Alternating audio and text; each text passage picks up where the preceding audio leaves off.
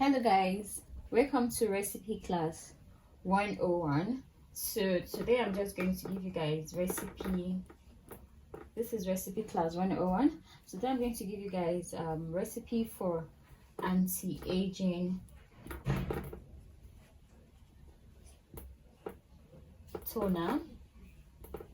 It's very simple. The ingredients are very simple to get. So the first thing we're going to need is rose hydrosol. Now, rose hydrosol helps to brighten and moisturize the skin.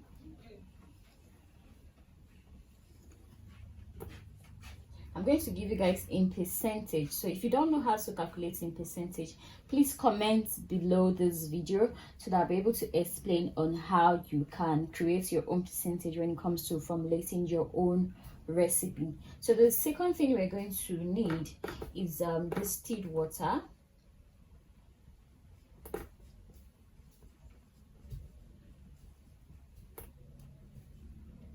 Then we need hyaluronic acid. This is one of the anti-aging agents which you need in this recipe. We're going to use the gel instead of the powder. So I hope you guys can see. So that's why I'm using my voice to explain. So the next thing you're going to need is glycerin. And glycerin helps to soften the skin, restore moisture to your skin. The next other thing we're going to need is propylene glycol, and propylene glycol is very important when making any products. I hope you guys can see. So if you are done writing this down, if you are done writing them down, I'm going to clean it and go to the next recipe. Hope you guys can see.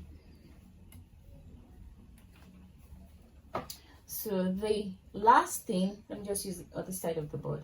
The last thing is oat extract. And oat extract, what it does, it helps to calm the skin, helps to ease any irritations that any of these materials, but none of these materials, you don't even need to tend to like react to any of these materials. I hope I'm making a point. So this helps to calm down any irritations, any itchiness on your skin, as on your facial area. This will help to calm the other materials down. But here, this one, the hyaluronic acid gel, is the main anti-aging agent right here in this toner. So we're going to go for percentages of this product. So stay tuned while I give you guys the percentages. But if you don't know how to create percentages for your formulation, please comment down below. And also, if you want me to make a video on this anti-aging toner, please comment below. I'll be happy to do that. So stay tuned. Hi guys, so what we need to do now is I'm going to give you guys the percentages you need. But if you don't know how to convert from percentages to grams, I will definitely do the second part of this video. So please comment below if you don't. So rose water, will be needing 70% of rose water. Distilled water, you will need about 18%. Then hyaluronic acid, the maximum usage for hyaluronic acid is 1%.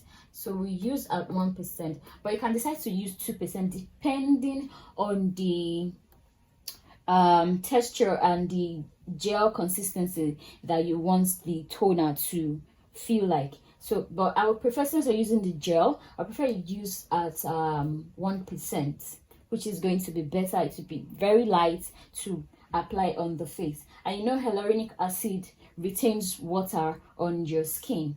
So the next one is glycerin. We're going to use about 2% of glycerin.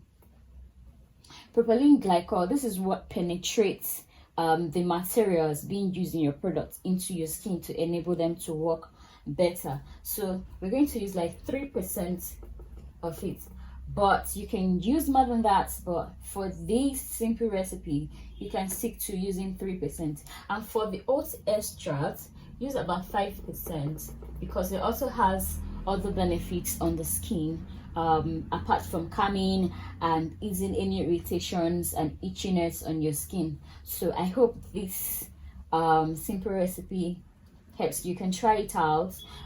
If you're the type that likes DIYs, you can give this a try, but it's very important. Sorry, I mixed something. Preservative.